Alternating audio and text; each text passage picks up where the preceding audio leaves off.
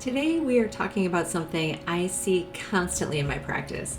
Women who have been living with exhaustion, brain fog, weight gain, mood changes, and they've just been told it's menopause, it's perimenopause.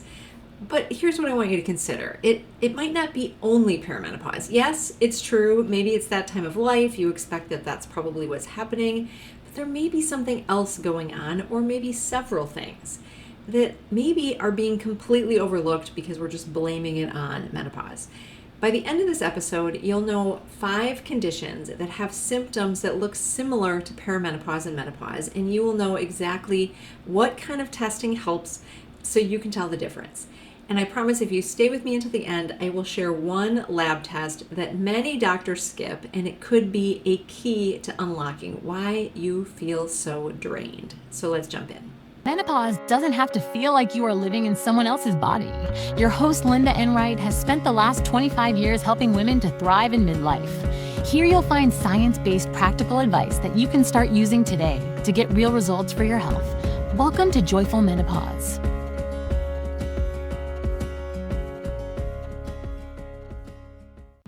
Today's episode is one I have wanted to record for a long time because this is one of the patterns I see very often in my practice.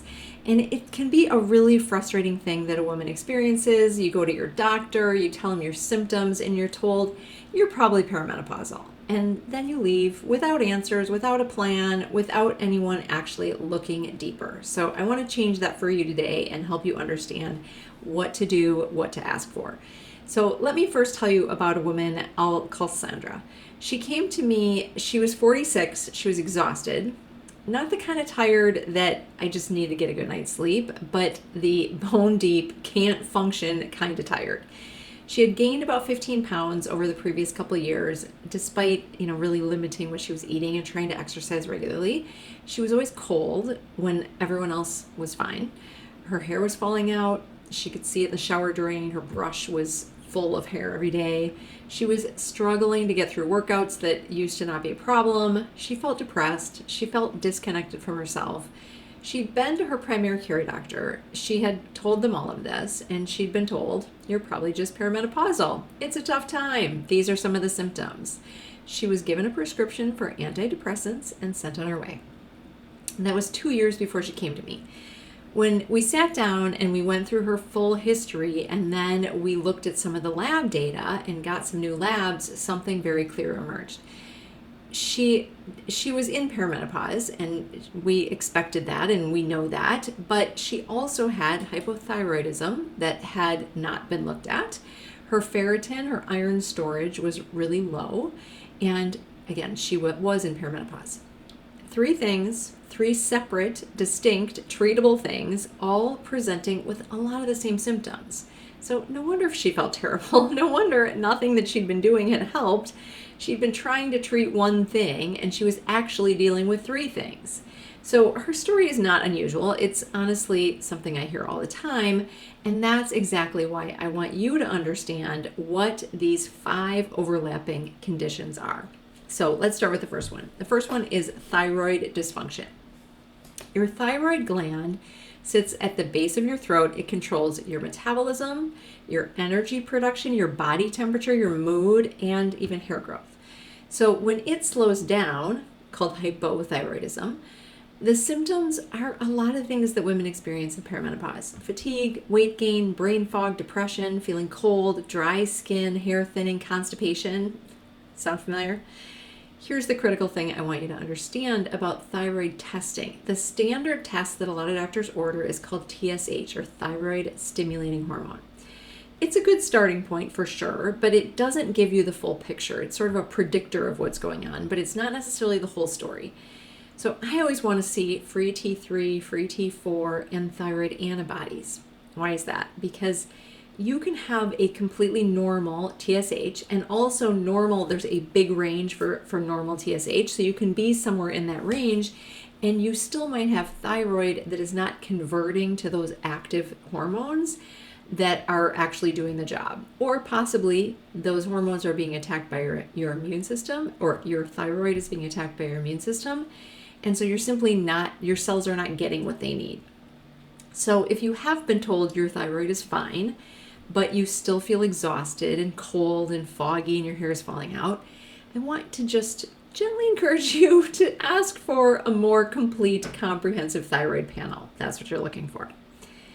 Number 2 condition, iron deficiency and low ferritin. This one is missed a lot, and it frustrates me because it's really a simple test and it's really impactful if you treat it. Most doctors will check hemoglobin and hematocrit when they screen for iron deficiency, and those tests are looking for full-blown anemia, iron deficiency anemia. But ferritin is your iron storage protein, and that's a separate measure. And it tells you some things that those tests just aren't telling you. You can have normal hemoglobin, and you can still have ferritin that is so low that your cells are literally starving for oxygen. And imagine if your cells are starving for oxygen, you feel tired. You need oxygen in your cells. So the symptoms are crushing fatigue, brain fog, heart palpitations, shortness of breath, not tolerating exercise very well, getting more tired than you used to, hair loss, restless legs at night can be a symptom.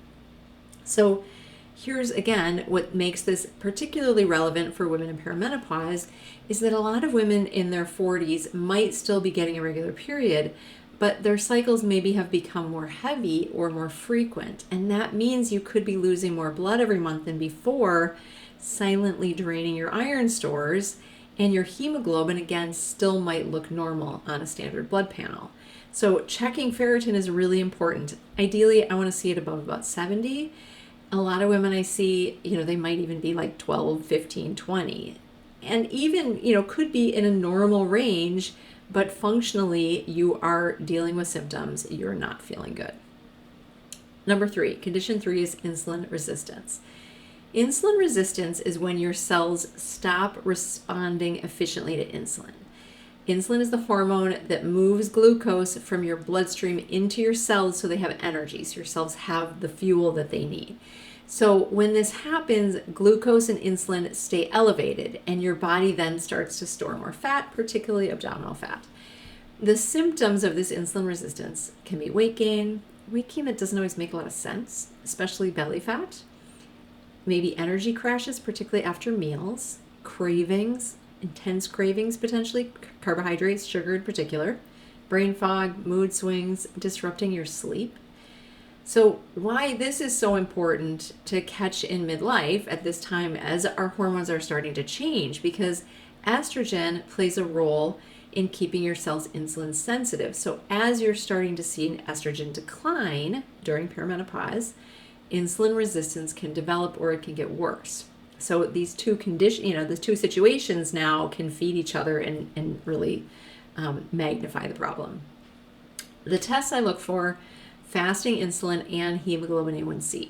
So a standard fasting blood sugar test alone doesn't catch early stage insulin resistance. You can have completely normal fasting glucose and still have elevated fasting insulin, which means that your pancreas is working overtime. It's working so hard to compensate. And then that's a signal that tells us that we can do something about this now and get on top of it before it gets to be a more significant problem. Number 4, burnout and HPA axis dysregulation. So HPA axis, hypothalamic pituitary adrenal axis. I've talked about this before. It's a mouthful. I want to talk about this one because I think it gets dismissed as just stress in a way that doesn't honor how physiological this actually is. This is just your body doing what it's supposed to do. Your HPA axis is your body's central nervous system response, your central stress response, I should say.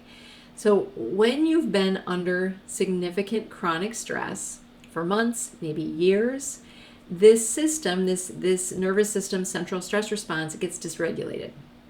So now your cortisol patterns shift. You might feel wired at night and exhausted in the morning. You might wake up at 3 a.m. with your mind racing. You might feel overwhelmed by things that used to feel manageable. You might feel sort of flat emotionally, like you just don't have the excitement maybe that you used to. You just don't have a buffer left for the stress that your body's under. So the biological piece that's so important is estrogen helps to buffer the stress response in your brain. It modulates how sensitive you are to the signals of stress, the stressors in your body.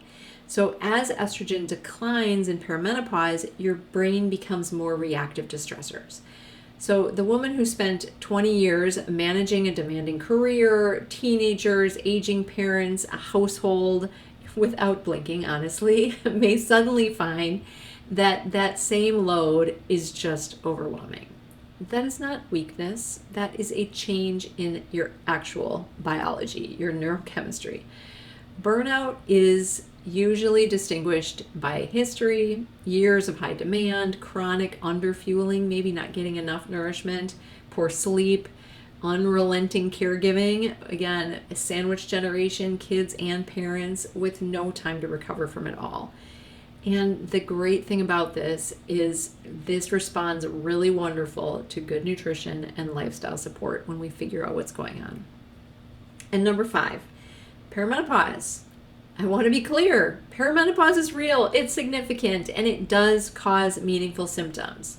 Irregular cycles, hot flashes, night sweats, disrupted sleep, mood changes, brain fog, changes in libido, joint discomfort.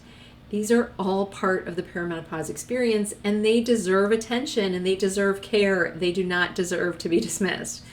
But my observation after doing this work for 25 years is that so many women who come to me are not just dealing with perimenopause. They're dealing with perimenopause plus one or two of these other things that are going on, these conditions that I've already talked about.